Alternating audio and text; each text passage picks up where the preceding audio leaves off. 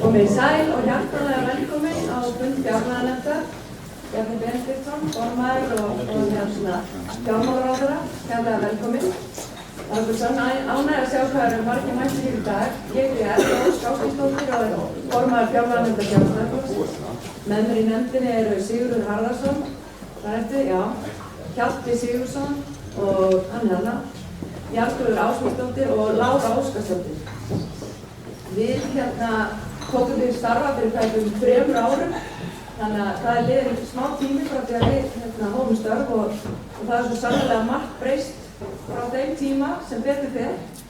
Þegar við settumst niður til að byrja með þá var okkar svona draumur að hér væru hallalaus fjárlög, að niðurgreiðsla skulda væri forgangsatriði og lækkun vaxtabyrði, afnám hafta og að það yrði komið á skuldabremsu. Og það er svo sannarlega ánægjulegt að hér stöndum við í dag og erum að horfa fram á að hér er verið að leggja fram frumvarp þar sem gert er ráð fyrir aðgangi þriðja sinn. Nú, afnám hafta, það er komið að stað.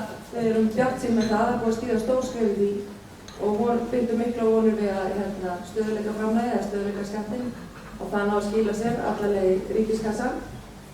Og skuldabremsan sem við köllum þess að svo er við lögum opinber fjármál, þar sem á að herða tökin varðandi fjárlagaferlið, fjárlagagerðina, þannig að hún verði aðeins rammaðar inn og það sé ekki eins mikið undir hverri ríkisstjórn komið hvernig framkvæmd fjárlagi sé rammi varðandi skuldsetningu ríkisins. Þannig að þetta horfir allt til mjög betri vegar og ég er sannfærð að það er mjög mikið okkar fólki að þakka, það er engin tilviljun að það er svoleiðis. Ég er ekki viss að við varum að horfa fram á þessa stöðu í dag og að vinstrimenn hefði verið við völd. Mig langar að fara yfir 3 tölur úr frumvarpinu sem að Bjarni var að leggja fram og þær eru mér hugleiknar af því að fjárlögin í mínum huga eru framtíðarsýnin fyrir Ísland. Það er ekki tilviljun að það er lítið bakgrunn á myndinni. Við erum að hugsa til langs tíma. Þetta er langt fram að þetta er forgangsröðun, þetta er skilaboð Sjálfstæðisflokksins til þjóðarinnar, hvað viljum við leggja áherslu á. Þannig að mér finnst mjög mikilvægt að við sýnum fyrst og fremst að við erum skynsöm. Við erum að skila fjárlögunum með afgangi upp á 15,3 milljarða. Við erum að líta til þess að við þekkjum og við erum að læra reynslunni. Það var komið óvænt útgjöld og við erum með afgang og vonandi verður það eins og síðastliðin ára afgangur verður meiri en ráð hefur verið gert fyrir því að við viljum auðvitað skila því til fólksins. Svo er það þessi tala hér, 74,4 milljarðar. Þessi tala er sú tala sem við erum að greiða í vaxtagjöld á hverju ári. Þetta er svo blóð. Hugsa sér hvað má gera fyrir þessa peninga. Þetta er 3. stærsti útgjaldaliðurinn í fjárlagafrumvarpinu. Fyrst eru velferðarmálin sem sýnir að við leggjum áherslu á velferðarmálin nr. 1, 2 og 3 þótt einhverjir aðrir vilja halda því öðru fram. Menntamálin eru nr. 2 og í 3. sæti eru vaxtagjöld. Útgjöld okkar vegna skulda. Það segir svo skýrt hversu mikilvægt það er að við forgangsröðum í að ná þessum kostnaði niður. Að við svo við getum sett hann í aðra málaflokka eða við getum þá látið fólki njóta góðsæði og lækka skatta enn frekar. En þetta er talan sem er í frumvarpinu varðandi hver staðan á vera varðandi skuldir ríkisins í lok árs 2016, 1.177 milljarðar. Landsframleiðslan er í dag 2000 milljarðar, þannig að þetta er það bil helmingur þá sem við myndum þá vera að horfast í augu við eftir árið 2016.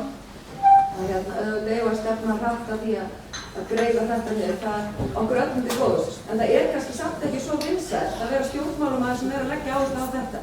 Því þá ertu ekki að útdeila peningum beint til fólks sem er alltaf vinsælt og núna er óbærilegur þrýstingur á stjórnmálamenn að setja pening í þetta og setja pening í eitt og það er ótrúlega freistandi og ég skil alveg þá stöðu stjórnmálamanna að það er svolítið erfitt að sitja undir þessu. En við erum hugrökk og eins og Sjálfstæðisflokkurinn hefur verið í gegnum tíðina, það er heldur ekki tilvíðin að ríkið var skuldlaust þegar að hér fór alltaf hliðina. Það var því að það var að vera ábyrgð fjármálastjórn mörg ára undan. Og ég held að með því að forgangsraði þess átt þá mun fólk skilja að Sjálfstæðisflokkurinn ábyrgur og hann auðvitað forgangsraði þágu fólksins sem að skila aftur tilbaka í rauninni tekjum ríkisins, þessum miklu skattálagningu sem hafa verið núna undanfarin ár. Þegar vinstri stjórnin síðustu 4 ára undan gerðum 125 skattalagabreytingar og þetta hefur náttúrulega verið ekkert smá íþyngjandi fyrir íslenska þjóð og það er gaman að sjá því fjárlagafrumvarpinu að hér er verið að taka á að vera að lækka tekjuskatta einstaklinga, að vera að lækka tryggingagjald, að vera að afnema tolla og vörugjöld. Og þetta svona mál sem að við stendur okkur mjög nærri, þetta einfalda skattkerfi og það er stemt á því að tekjuskattsþrepið fari niður í 2. Þannig ég held að við séum virkilega góðri leið og ég mig langar bara til þess að við gefum Bjarna Benediktssyni gott klapp.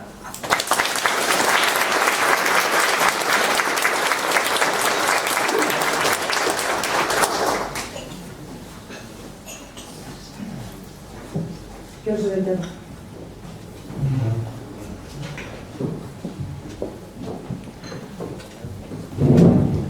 Takk fyrir þetta, kærlega og fjárlaganefndinni allri fyrir þeirra starf og nú hún að undirbúa landsfundinn með okkur. Og það er kærkomið að fá tækifæri fyrir frumkvæði nefndarinnar til þess að kynna fjárlagafrumvarpið hér í Valhöll. Í kvöld ætla ég að fara á frumsýningu í Þjóðleikhúsinu í hjarta Hróa Hattar.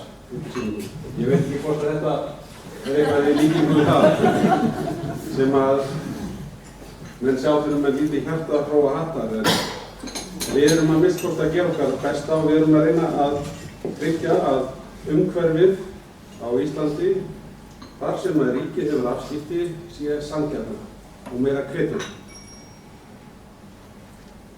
Þegar við tókum við fyrir rétt rúmlega 2 árum síðan þá blasti við okkur svo mynd að ríkið yrði rekið með talsvert miklum halla það árið. Fyrri ríkisstjórnin hafði gert ráð fyrir ýmsum tekjum sem voru meðal annars byggðar á því að það átti að selja eignir og þau ætluðu að gera breytingar á fiskveiðistjórnarkerfinu sem átti að skila tekjum einhvern tímann í framtíðinni. Lítið af þessu var að ganga eftir og við þurftum að gera ráðstafanir til þess að brúa ákveðið bil. Við fórum í talsvert miklar aðhaldsaðgerðir. Við undum ofan af kosningaloforðum vinstri stjórnarinnar. Við höfðum ráðist í áætlun ýmsar fjárfestingar sem í ljós koma voru ekki fjármagnaðar. Undan og ofan af þessu þurftum við að vinda. Og við gerðum eina breytingu mjög snemma sem að tengdist aðgerðum okkar í skuldamálum og hún var þessi: við hækkuðum skatta á bankana úr því sem áður var 1 milljarður í rétt tæpa 40 milljarða. Róðurparturinn af þessari hækkun lagðist á þá sem áður höfðu verið undanþegnir þessum skatti, slitabú föllnu bankana. Þeir fengu á sig skattinn í stað þess að vera undanþegnir og skatturinn var hækkaður mjög mikið. Og ég ætla að nefna þetta hér í upphafi vegna þess að þessi aðgerð ein og sér var ein helsta ástæða þess að við lokuðum fjárlagagatinu strax og við gátum þarna að létta sköttum af því fólki sem hafði fengið á sig aukna skattbyrði í gegnum tíð vinstristjórnar. Sköpuðum okkur skilyrði til þess að bæði loka fjárlagagatinu og létta sköttum af fólki. Ég hugsa oft þetta dæmi þegar að ég heyri sagt í þinginu úr stjórnarandstöðunni að við séum alltaf að varpa frá okkur einhvern skattstofnum. Við höfum verið að kasta frá okkur skattstofnum. Fyrsta lagi það náttúrulega til vitnis mjög skrítið hugafar sem að þeirra hugsun verið skangaður út á það að ríkið eigi sjálfsafla fé allra Íslendinga og það sé síðan gjöf þegar að menn taka minna en 100%. En að öðru leyti þá þetta ákveðin fyrra að það sé verið að gera fólki greiða með því að hafa álögur og þá bæði skatta og gjöld mjög hátt. Ég ætla að reyna að fara satt og í gegnum gegnum stytta útgáfu af kynningunni og svo gerst tækifæri til þess að svara spurningum eftir og ég segi kannski örfá orð í lokin stöðuna almennt. Þið þekkið þetta og það var komið á þetta hér áðan. Við erum að leggja upp með 15 milljarða afgang á næsta ári. Tekjurnar eru að verða 700 milljarðar. Hér mjög mikilvæg glæra sem sýnir svona hvernig þróunin fram á við litið. Stundum spurt, hvernig þetta með vatnið? Þá bendi ég á þessu svörtu línu hérna að segja, já, heildargjöldin okkar sem hlutfall af landsframleiðslu eru að lækka og halda áfram að lækka. Við ætlum að láta gjöldin vaxa hægar en landsframleiðslu. Þetta skiptir mjög miklu máli. Það hægt að skoða umfang ríkisins á marga mælikvarða. Mér finnst þessi mælikvarði mjög mikilvægur. Það þetta líka hægt að skoða bara föstu verðlagi og spyrja sig hvernig þróast hann frá einum tíma til annars í krónum. En það skiptir máli að ef að það vöxtur í landsframleiðslunni að halda aftur af vexti ríkisins. Það flestir ríki sem hafa náð árangur í ríkisfjármálum í því að loka fjárlagagati og byrja að greiða með skuldir, þeim hefur tekist að stöðva gjalda eða útgjaldaaukningu á sama tíma hagvöxtur. Þið sjáum að tekjurnar eru svona að jafna sig á þessari sömu glæru og þið sjáum að á því ári sem ný ríkisstjórn tók við, þá tókst okkur að loka fjárlagagatinu og við höfum haldið þannig síðan.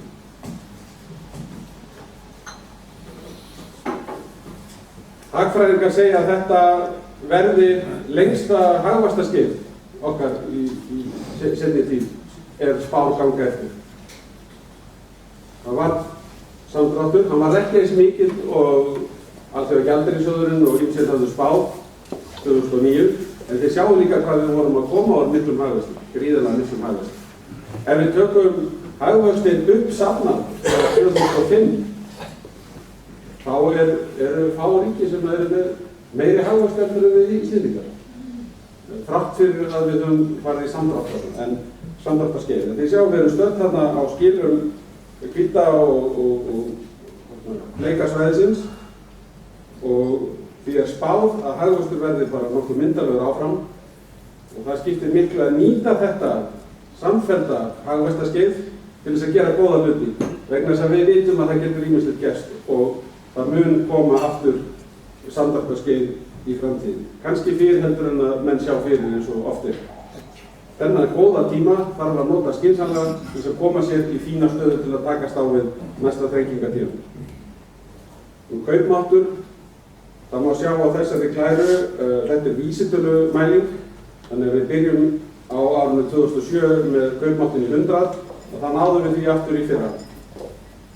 Kaupmáttur launa, þetta kaupmáttur launa hér, hann búinn að ná aftur fyrri styrk og fer vaxandi. Já, það kannski ekki eins gott með verðbólguna, hún farið vaxandi, en hún hefur verið hófleg og ég ætla að koma aðeins betur inn á það síðan að því spáð að hún vaxi nokkuð og verði umfram 4% sem áhyggjuefni fyrir okkur. Við höfum að hlýta atvinnuleysi. Við öfunduðum alla Evrópu að þessum tölum. Það ein megin ástæða fyrir því að atvinnuleysi hefur verið lítið aukandi. Hún sú að við höfðum sjálfstæðan gjaldmiðil. Aðlögunin fór fram gjaldmiðilinn og virði hans, en ekki vinnumarkaðinn, eins og það er í Evrópu hjá þeim löndum sem eru með sameiginlegan gjaldmiðil.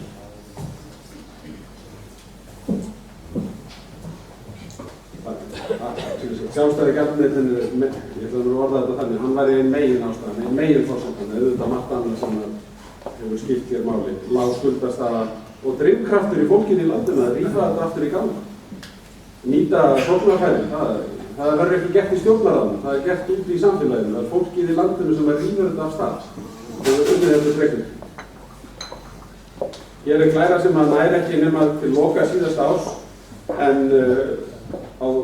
í upphafi þessa árs var stór ráðstöfun á grundvelli skuldaaðgerða okkar og það mun aftur gerast í upphafi næsta árs sem að mun lækka skuldir heimilanna enn frekar á þennan mælikvarða séð.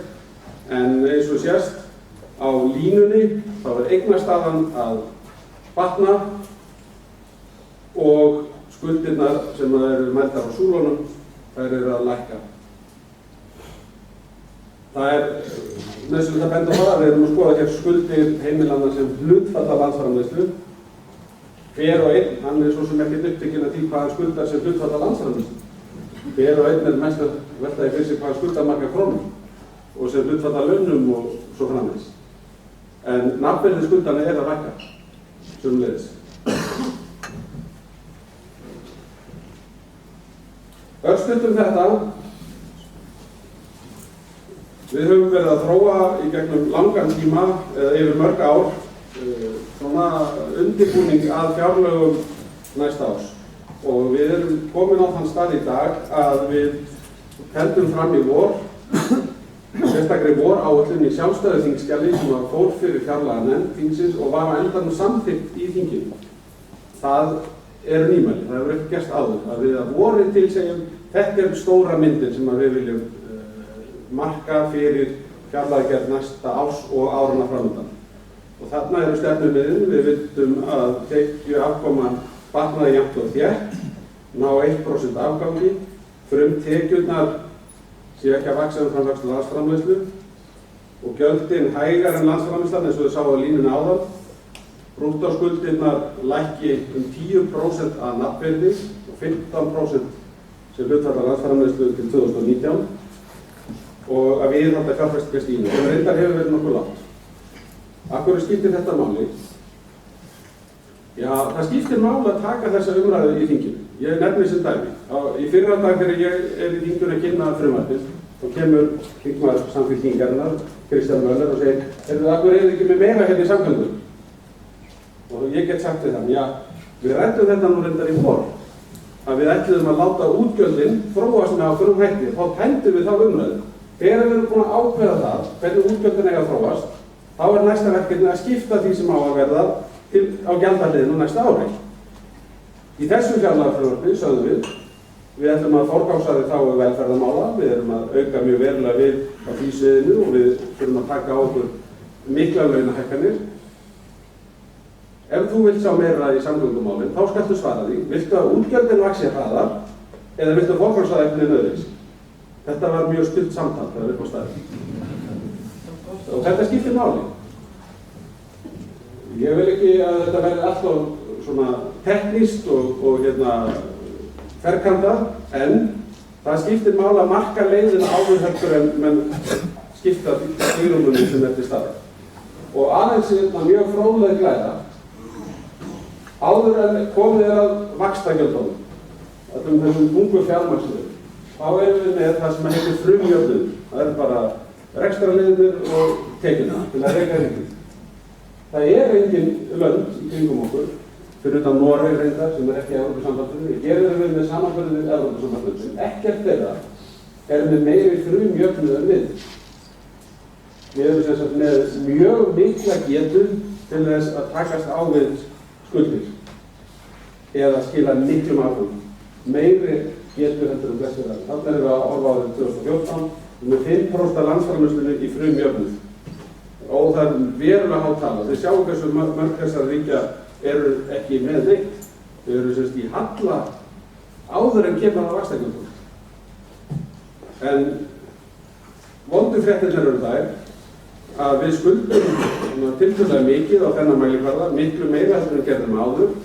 Hérna erum við að horfa á skuldir með sveitarfélögum, þetta eru svona opinbera skuldir og við erum þarna miðja deild eða eitthvað svoleiðis og þetta er reiknað samkvæmt Maastricht-skilyrðunum og Maastricht-skilyrðin gerir áður til 60% hlutfalli, þið sjáum hvað margir eiga í vandræðum með það á þessari glæru. En þessar tiltölulega háu skuldir okkar, það er í þessu vaxtaumhverfi sem við erum í leiða til þess að við erum með meiri vaxtagjöld heldur en aðrir. Það er annars vegar vegna þess að vextir eru hærri á Íslandi heldur enn í samanburðarríkjunum og það má ekki gleyma því heldur að það eru eiginlega engin vextir í evrusvæðinu þessar myndir. Þeir eru nánast engin. Það bara verið að dæla það út ókeypis peningum á evrópska seðlabankanum. En svona dregst þessi myndir. Og hvað segir þetta mér? Þetta segir mér við verðum að losna þessar skuldir og við þurfum að ná niður vaxtastiginu. Svona munu þá skuldirnar þróast samkvæmt áætluninni eins og við erum með. Við erum alls ekki með allt inn í þessari mynd sem að við gæti komið okkur til góða. Við gerum ráð fyrir því að selja hlut í Landsbankanum og að við munum skapa svigrúm til þess að losna við skuldabréfið sem í Seðlabankanum upp á 145 milljarða og það muni lækka vaxtagjöldin. Að öðru leyti erum við ekki að gera ráð fyrir stöðugleikaframlagi eða stöðugleikaskatti eða öðru sem getur fallið til í tengslum við afnám haftanna og ég held að það sé rétt nálgun á þessum tímapunkti. Við skulum bara sjá hvernig úrslitið spilast og það er ágætt að það geti komið okkur enn frekar til góða en við skulum þá bara hafa það í húsi áður en við förum að setja það inn á eitthvað graf. En þetta er mjög raunhæf mynd verulega skuldalækkun fram til ársins 2019. Hún birtist á svörtu línunni og nafnvirðið er á súlunum. Og ég nefndi þetta að losna við bréfið í Seðlabankanum sem upp á 145 milljarða núna. Það verður reyndar komið niður undir 100 milljarða í árslok og að við getum losað alltaf 30% hlut í Landsbankanum og greitt með því líka skuldir. Það þá meira 200 milljarða skuldalækkun og þá sættu eftir þessi 1177 milljarða. Ég hef áður staðið hér og rætt þessa köku, þetta skífurinn og mér finnst skipta miklu máli að gera sér grein fyrir því að þetta er ekki að tapa fyrir þessar skuldir. Reyndar rauða sneiðin, þessi dökk rauða á 360 milljarðar, það er uppsafnaður halli vinstri stjórnarinnar. Það er sem sagt það sem hallareksturinn kostaði okkur 2009 til 2013. Aðrar skuldir eru sjálfur sér að hluta til eldri skuldir og bara það er eðlilegt að ríkið sé með útistandandi talsvert ríkisskuldabréfum, það eru þá eldri skuldir. Hinnar sneiðarnar eru gjaldeyrisforðinn. Við eigum gjaldeyrisforðan á móti þessari skuld. Það er bara verkefni okkar til framtíðar að ákveða hvernig ætlum við að stilla okkur af þarna. Hvað ætlum við að vera með mikla skuldir til þess að byggja upp gjaldeyrisforða og hvernig getum við byggt hann skuldlaust. Og svo erum við með mikla eignir á móti 142 milljarðum. Við erum þá með restin af Landsbankanum og eignarhlut í öðrum fyrirtækjum sem við getum sett og borgað niður þessa skuld. Þannig að það eru mjög miklar eignir á bak við það sem eftir stendur. Og það er þessi sneið, hún er svona lítur kaka út í lok næsta árs eins og við erum að leggja þetta upp núna. Ég er satt best að segja fyrir vonbrigðum ef að skuldirnir eru ekki minni en þetta. En þetta er það sem við treystum okkur að leggja upp með og teljum að sé mjög raunhæft. Ég vonast til þess að við getum gengið lengra strax á næsta ári. Og það mun hafa áhrif til þess að lækka vaxtagjöldin. Súlurnar sína milljarðarna sem fara í vaxtagjöld. Þetta eru gríðarlega fjárhæðir.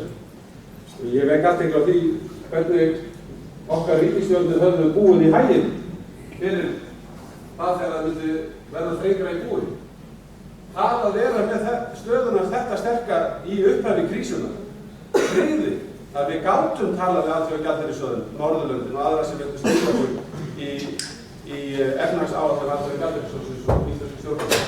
Ef við hefðum haft þessa súlu svona á þeim tíma þá hefðu okkur verið allar bjargir bráðnar. Allar.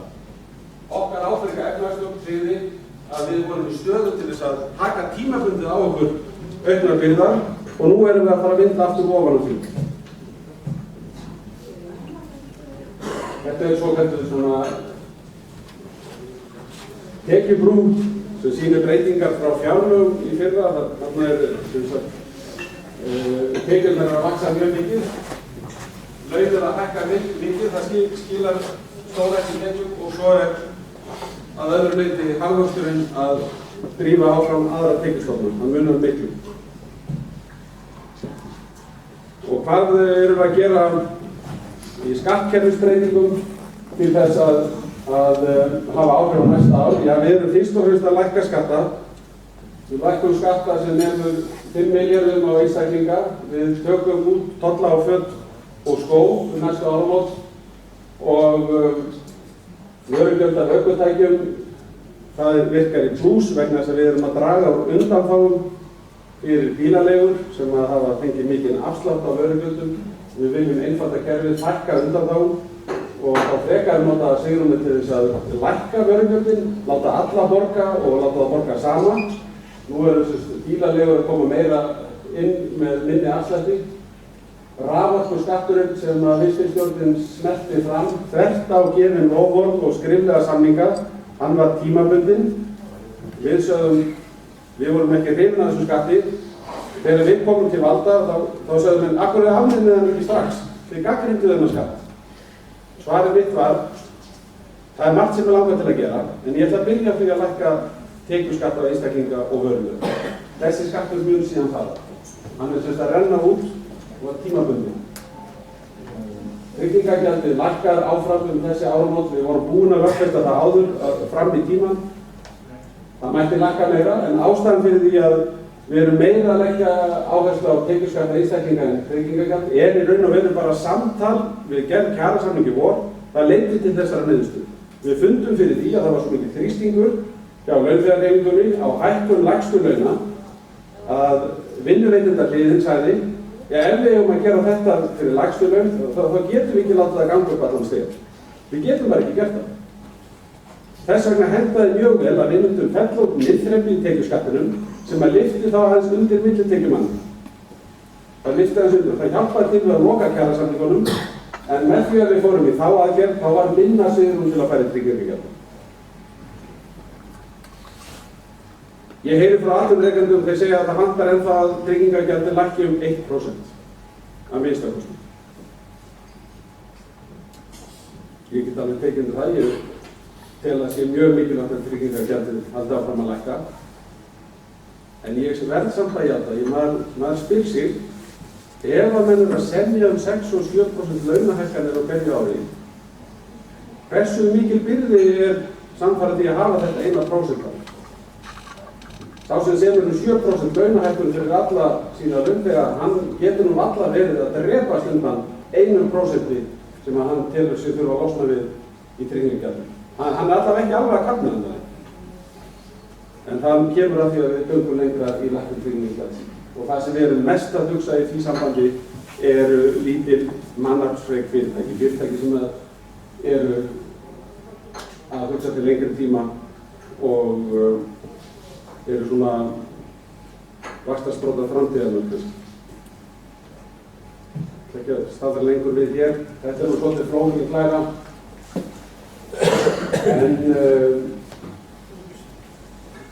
En hún sýnir það að við erum að fella út miðþrepið.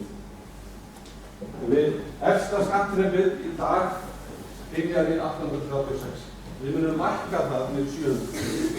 Þannig að menn fara í efsta þrep sem að verður þetta bara efraþrep í 700.000, en á móti kemur að það verða bara 22,5% og 31,8%. Og til þess að draga þetta kannski aðeins upp með öðrum hætti þá má segja að þegar við komum til valda þá fórum menn upp í miðþrep sem var 25,8% í 250.000 krónum tekjum. 250.000 krónum tekjum, 25,8% í tekjuskatti ríkisins. Það er komið nýtt skattþrep með þessum breytingum, það er ekki 25,8, það er 22,5. Það er frá lægstu launum og alveg upp í 700.000. Þetta er veruleg lækkun skattar upp á 3,3% fyrir öll laun upp í 700.000. Ég myndi gjarnan vilja sjá frekari breytingar, væntanlega til að byrja með í þá átt að lækka álagið sem fylgir efsta þrepinu, en það tel ég að sé ekki raunhæft að gera og ekki skynsamlegt að fara í án þess að það verður frekari hækkun meðalfrá með hækkun persónuafsláttar, hækkun skattleysismarka og þannig að það verði áminningur í því fyrir alla. Það er algjör grundvallarforsenda að fá almennan stuðning við slíka breytingu. En það er fróðlegt að skoða það hvernig staðgreiðsluskattarnir skiptast. Þetta er svona skýringarmynd sem hefur raun og veru einhvern veginn fjárlagafrumvarpið breytingar í því sjálfu sér að gera, en mér langar aðeins að benda á það að þegar við borgum staðgreiðsluskatta þá rennur bróðurparturinn af þeim til sveitarfélaga. Það er hins vegar aldrei neitt að tala um það að lækka útsvarið. Bróðurparturinn rennur til sveitarfélaga og ríkið sendir síðan 11 milljarðar í viðbót vegna þess að ríkið ber ábyrgð á fjármögnun persónuafsláttar. Þannig að ef við skoðum hvernig þetta lítur út þá eru 184 milljarðar að fara í útsvar. Ríkið bætir síðan þar ofan á 10,9 milljarður. Þetta eru að verða 195 milljarðar á móti 126,8 sem að ríkið tekur til sín í staðgreiðslu. Þetta er mjög mikilvægur skattstofn fyrir sveitarfélögin í raun og veru en ríkið og þetta sé að sjálfsögðu grundvallar skattstofn fyrir ríkið. Og með þessum útreikningum þá sýndum við fram á það í vor að þegar við höfum tekið tillit til þess að fyrir út aftur í barnabætur og vaxtabætur og hversu margir eru í raun og veru fyrst og fremst að greiða til sveitarfélaganna að þá sjáum við að teknu tilliti til þessara bótakerfa þá eru fyrstu 6 tekjutíundirnar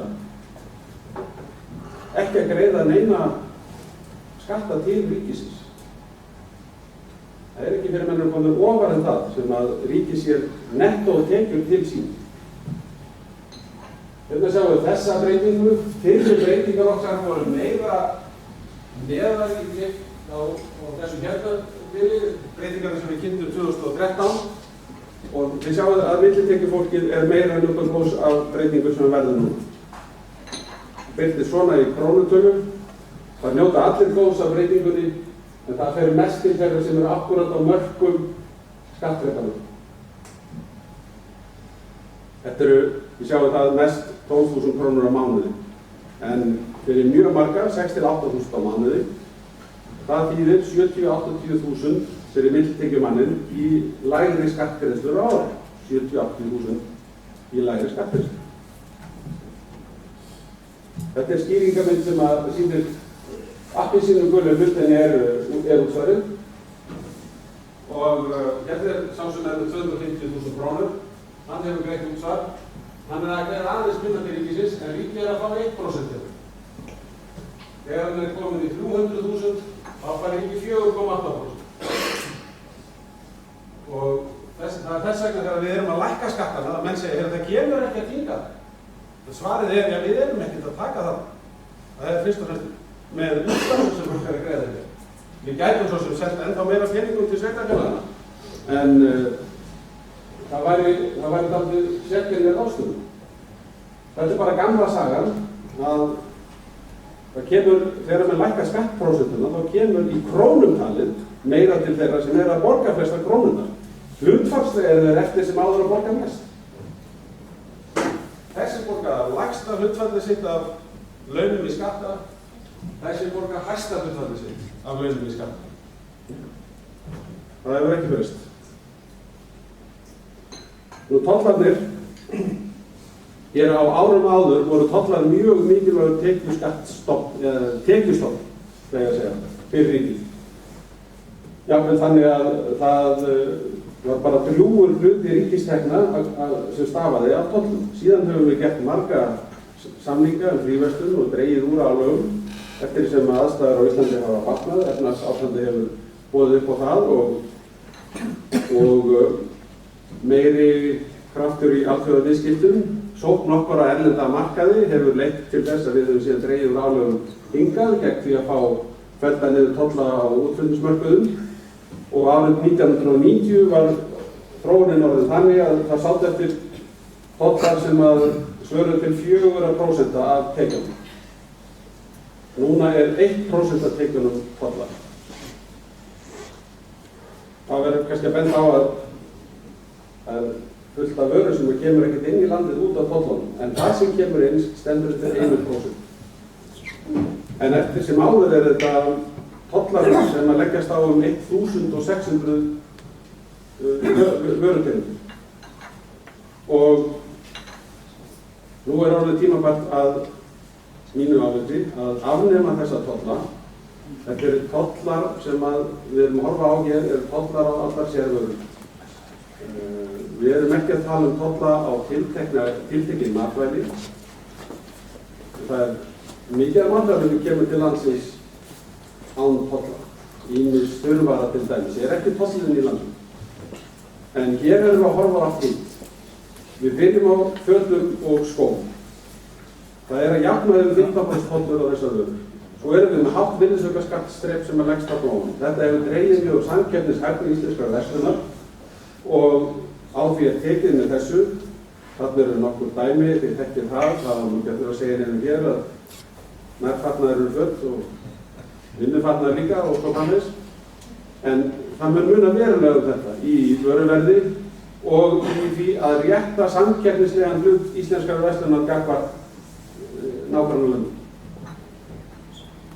Þetta mun líka gera fólki auðveldara að sækja góð tilboð segjum í netverslun. Ég ætla ekkert að segja þetta sé eingöngu gert allt saman fyrir íslenska verslun. Við erum fyrst og fremst að horfa á íslenska neytendur. Hvað við getum gert til að rétta undir með fólki. En verslunin þarf líka að búa við samkeppnislega hagfellt skilyrði og þetta hjálpar til. Og þeir sjáum síðan aðrar vörur sem að koma hinn áramótin 2017 að það svo margt sem að enn tekur toll. Það nefnt skólatöskur, heimilistæki, uppþvottavél er með toll, svo dæmis ekki. En líka ýmsar barnavörur, barnakerrur, barnavagnar, taka toll, alls konar vörur. Bílavarahlutir eru þarna inn á milli og snilt og hreinlætisvörur, húsgögn og öll húsavara. Eina leiðin fyrir menn til þess að fá þetta tollfrjálst í landið að taka þetta frá landi sem með fríverslunarsamning í Ísland þar sem að tollar á viðkomandi vöru hafa verið felldir niður. Sá sem getur bent mér á þann mann á Íslandi sem að skilur síðan alla þessar flækjur, hann fær frían hádegismat. Það enginn sem skilur þetta. Ég hef verið að leita til minna bestu sérfræðinga í ráðuneytinu og hringt í tollinn og tala við utanríkisráðuneytið og það enginn sem hefur yfirsýn yfir þetta mál, hvernig þetta allt saman liggur. Það algjörlega útilokað. Við erum með 70 fríverslunarsamninga sem við erum gert í tvíhliða viðræðum eða við EFTA og þeir eru óendanlega löng og leiðinleg lesning hver og einn. Og þetta mjög mikið framfaraskjöf. Og hérna sjáum við hvernig þetta að hérna erum við með 3 vörutegundir. Þetta eru lampar og ljósabúnaður, heimilistæki og önnur heimilistæki, rafmagnstæki og hérna er tollurinn og vörugjöldin. Þið sjáum hérna uppsafnað tollur, vörugjöld og virðisaukaskattur. Þetta er 50% neysluskatt, 50%. Þegar sjónvarpstæki nærða með þessu enn lengra, upp í tæp 70% neysluskatt á sjónvarpstæki. Það var einhvern tíma þannig að það þótti mikið lúxusvara sjónvarpstæki, en þetta er nú á þessum heimilum í dag. Og það er ekki afstæðilega með 70% neysluskatt. Þið sjáum hversu miklu þetta munum. Verslunarmaður sem ég átti samtal við í vikunni, hann sagði fullum fetum þegar þið hafi gert þessa breytingu, þá hafið þið komið íslenskri verslun á samkeppnislega jafnræðisgrundvöll við Norðurlöndum. Virðisaukaskattur er hvergi lægri í almenna þrepinu á Norðurlöndunum hér og með því að við höfum tekið út öll vörugjöld og toll, þá er hið opinbera ekki að fælast fyrir því að verðið eigi að verða það saman. Þetta eru enn frekar útreikningar bara sem sjá að þetta getur lækkað fjórðung bara fyrir það að við drögum úr opnum ákvæmum. Nú útgjaldahliðin, hér er kannski fyrst og fremst ástæða til að staldra við eitt. Ég heyri stundum sagt að útgjöld ríkisins er að vaxa. Við vaxa of hratt. Það er vöxtur í útgjöldum frá ári til árs. Megin ástæðan fyrir að útgjöldin vaxa þessu ári yfir á næsta er þessi hér við launa, gengis og verðlagsbreyting. Laun hafa hækkað til þetta ríkið. Það er þetta stór mál að skera niður bara í rekstrinum til standandi launahækkunum. Það er mjög erfitt, sem betur þegar ráður við þetta, við getum skilað aðgangi, en þetta setur mjög mikinn þrýsting annars staðar á allt kerfið okkar. Og þið sjáið að allt það sem allir ráðherrarnir samanlagt náðu að kreista út úr fjármálaráðherranum í þessum fjárlögum, það er í þessari hérna í nýjum og auknum framlögum. Þarna birtast, má segja, áherslur ríkisstjórnarinnar. Þetta er svigrúmið sem menn hafa þegar að launin hækka svona rosalega. Ætla að koma inn á það áðan hversu hátt hlutfall útgjaldanna vaxtagjöldin eru, og eins líka, hún bent á að velferðarmálin eru stærstu útgjaldaliðinir. Við erum með í almannatryggingar 147 milljarða og 160 heilbrigðismál, og það er fróðlegt að bera súlurnar sérstaklega þessar hérna neðri við vaxtagjöldin. Hver myndi ekki segja til dæmis að löggæsla og öryggismál væri mikilvægur málaflokkur? Hann er bara 1/3 vaxtagjaldahlutinn. Svona hafa útgjöld til almannatrygginga vaxið á verðlagi hvers árs. 2007 þá vorum við með 45 milljarða í almannatryggingum, við verðum með 100 milljarða næsta ár. 99. Sem hlutfall af landsframleiðslu þá sjáum við að línan er að þokast upp á við. Það er vegna meiri þjónustu, það er vegna meiri réttinda, það er vegna fjölgunar í þeim kynslóðum sem að þurfa meiri þjónustu að halda. Og þarna þarf að stöðugt að vera að gæta að forgangsröðun og aðhaldi. Við erum með almannatryggingalögin til endurskoðunar til þess að reyna að þróa kerfið betur fram á við. Það er orðið mjög flókið og erfitt að átta sig á réttindum einstakra hópa, og þeirri vinnu er að ljúka og verður mjög fróðlegt að sjá hvernig samstaða tekst að gera breytingar þar. Hérna er glæra sem á að sýna okkur hvernig bætur hafa þróast með við verðlag, og ég tek það fram að þetta er uppsöfnuð hækkun. Þannig að árið 2014 var 2% verðbólga, þegar við bætum því við sem 2015 þá var það 4% og miðað við spá á 2016 þá verðum við frá 2014 með 8,8% verðbólgu uppsafnað. Á sama tíma hafa bætur hækkað um 16,7%. Þannig að það er augljóst að ríkisstjórnin hefur tekist að auka kaupmátt bóta almannatrygginga á hverju einasta ári. Það skiptir verulega miklu máli. Barnabætur, þær munu haldast svona nokkuð óbreyttar milli ára. Við bætum 3% á grunninn á næsta ári. Hins vegar eru vaxtabætur að dragast töluvert saman, ekki vegna þess að við erum að breyta réttindunum. Það er bara sömu réttindi á milli ára til þess að fá greiddar vaxtabætur. Hins vegar eru laun að hækka, það hefur áhrif á rétt til þess að fá vaxtabætur, og eignastaða fólks er líka barna sem hefur sömuleiðis áhrif á vaxtabætur. Ég hefi það sagt í þinginu að við séum að draga mjög úr vaxtabótum og taka þær úr svona 10 milljörðum niður í 6,2. En þá bendi ég á að í hverjum einasta mánuði núna veitum við 500 milljónir í skattafslátt til þeirra sem taka út séreignarsparnað og ráðstöfunum innan húsnæðislán. Það er hálfur milljarður í hverjum mánuði núna í skattafslátt til þeirra. Það eru 6 milljarðar á ári sem mætti taka með í umræðu stuðning við þá sem að skulda verðtryggð lán. Og þar fyrir utan í þessu fjárlagafrumvarpi 20 milljarða greiðsla inn á skuldaaðgerðirnar sem að fer beint til niðurgreiðslu verðtryggðra skulda. Þetta þarf að taka með í reikninginn þegar menn eru að velta fyrir sig hvað er gert til að styðja við þá sem eru skuldsettir og eiga erfitt með hann á hendur saman og vilja létta á skuldastöðu sinni og eða koma þakki yfir höfuðið. Ég bendi síðan á hina línuna sem kemur alltaf neðanfrá og sker síðan þessi áramót næstu vaxtabótalínuna. Þetta eru húsaleigubætur. Þær eru semst að hækka. Ég ætla kannski bara örstutt að skjóta einu punkti inn varðandi það. Mér finnst skorta á umræðum það á Íslandi. Við erum flokkur sem hefur gjarnan stutt það sem er nefnt séreignarstefnan, að styðja fólk við viljum leggja mikið á okkur í því að styðja fólk til þess að eignast eigið húsnæði. Alls staðar þar sem maður skoðar, hvort sem í Danmörku, Þýskalandi eða annars staðar, sem að skoða kjör þeirra sem að hafa varið starfsævinni á leigumarkaði og ber eignastöðu saman við þá sem að hafa verið að nota starfsævinna til þess að eignast eitthvað, þar mjög mikill munur. Eiginfjárstaðan í lok starfsævinna allt önnur hjá þeim sem hafa eignast eitthvað, allt önnur.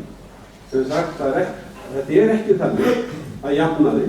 Að jafna það ekki þannig að fólk sem að segist, já ég bara kaus að leigja, það var minn valkostur og við eigum að efla frelsi fólks í þessum málum, að jafna það leiðir það til þess að þetta viðbótar svigrúm sem fólk hefur með því eitt yfir starfsævinni. Það safnast ekki upp sem eigið fé.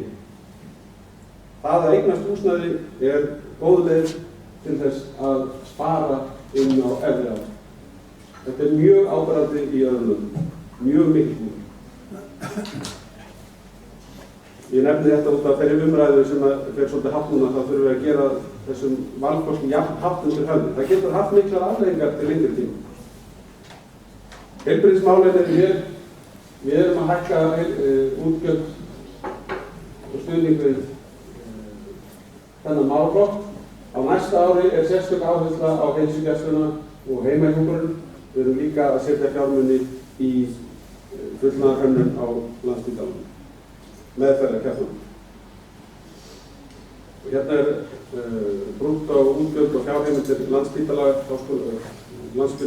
sjúkrahússins frá 2013 átti að vera til 15 og síðan frumvarpið 2016. Þið sjáið að við vorum með á árinu 2013 meiri útgjöld heldur en gert var ráð fyrir í fjárlögum. Árinu 2014 líka meiri útgjöld á Landspítalanum heldur en gert var ráð fyrir í fjárlögum. Á þessu ári útgjöldin til samræmis við fjárlög og við gerum að sjálfsögðu ráð fyrir því sama á næsta ári. Við erum komin yfir 50 milljarða í Landspítalanum. Tækjakaup áætlunin hefur verið grundvallarþáttur í fjármögnun Landspítalans. Við sjáum hvernig framlögin voru á árinu 2012 tæplega 300 milljónir í tækjakaup. Við erum að setja meira en milljarð í tækjakaup. Á næsta ári milljarð sléttan, á þessu ári 1240 milljónir. 1240 í stað tæplega 300 ára. Þessi stórmál fyrir nútímavæðingu lækninga á Landspítalanum. Hérna eru nokkur svona meginatriði. Ég ætla ekki að lesa upp fyrir ykkur, þið sjáu þetta. Ég ætla bara að segja hérna undir lokin að við erum í sterkri stöðu. Ég hef staðið hér áður og sagt að útlitið hafi sjaldan verið jafn bjart. Við erum í einstakri stöðu í Evrópu, hvað það snertir að hafa tækifæri til þess að létta skuldastöðuna.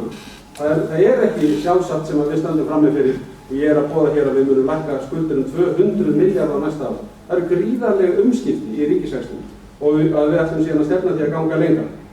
Þannig getum við komið okkur í verulega öfundsverða stöðu, en þetta viðkvæmt. Og eitt af því sem að helst að ógna stöðu okkar finnst mér vera staðan á vinnumarkaði og þessar eilífu deilur það hvernig við eigum að tryggja fólki betri kjör yfir tíma. Það ein glæra hér, nei, hún reyndar ekki gerðin. Hún sé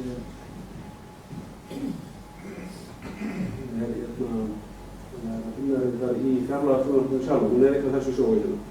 Hún dregur það fram hversu mjög við höfum hækkað laun á undanförnum árum á hverja framleidda einingu, hlutfall af hverja framleiddri einingu. Og við erum bara að hækka laun langt umfram það sem aðrir að gera. Þegar Angel Gurría var hér, framkvæmdastjóri OECD fyrir skemmstu, þá sagði hann að það væri einn meginmunur á löndunum í Evrópu sem að væri í vandræðum og þeim sem að gengi vel. Þjóðverjar hefðu hækkað laun minna heldur en framleiðslan hefði vaxið í landinu. Hinir hefðu hækkað launin miklu meira heldur en framleiðslan hefði vaxið í landinu. Þess vegna væri það 20% atvinnuleysi, miklar þrengingar og erfiðleikar. Svo bætist aðrir hlutir við eins og að vera í sameiginlegri mynt til þess að síðan að taka á þeim vanda. Og við stöndum frammi fyrir því að eiga tækifæri núna til þess að læra af því sem hefur gerst annars staðar, en ekkert síður að læra af því sem hefur gerst hér á Íslandi. Með 20-földum nafnlaun frá 1980 til 1990 til 2000. Nei, ekki 80 til 90. 20-földum.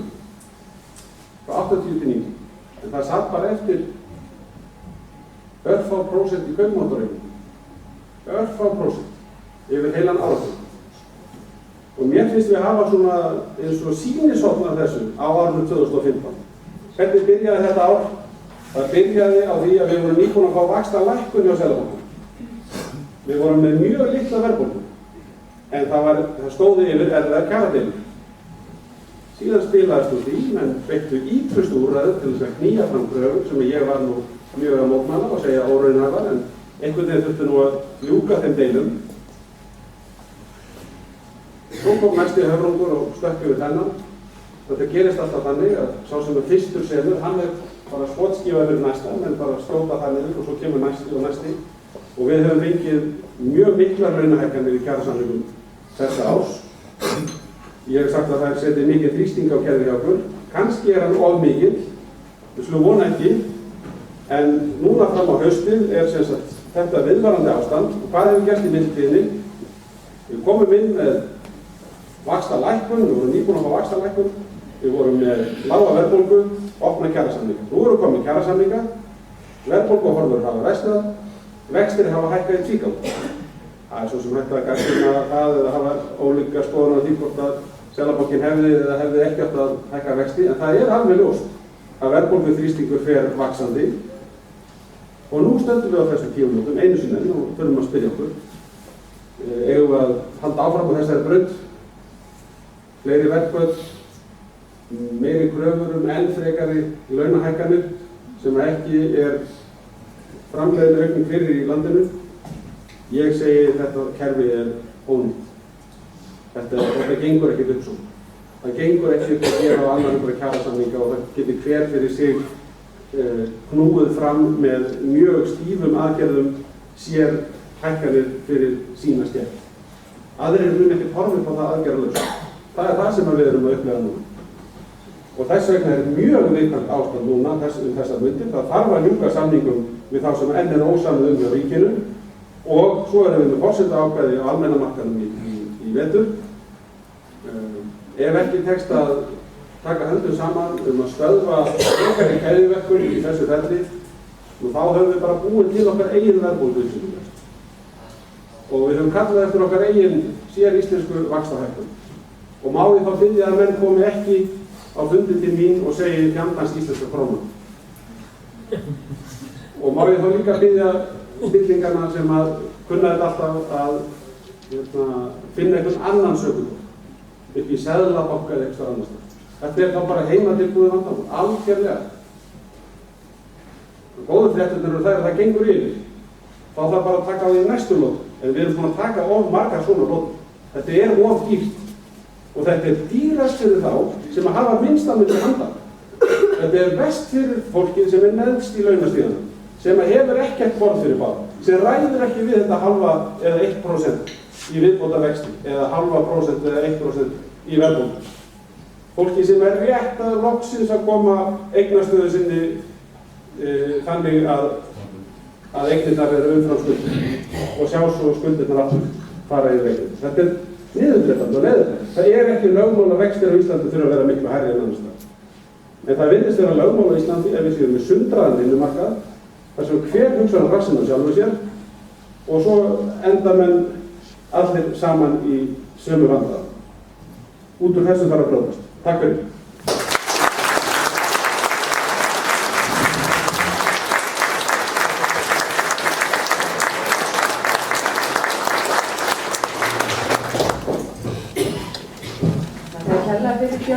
Nú langar við að opna aðeins fyrir spurningar ef einhverju eru og þá langar við að biðja fólk að standa upp og kynna sig og við tökum kannski þrjá saman og svo svara Bjarni. Gjörðu svo vel. Ég fyrir frúverðinni og ég heiti Magnús Hregsviðsson. Þetta eitthvað stórkostlegur árangur sem hefur náðst í að ná á jákvæðum jöfnuði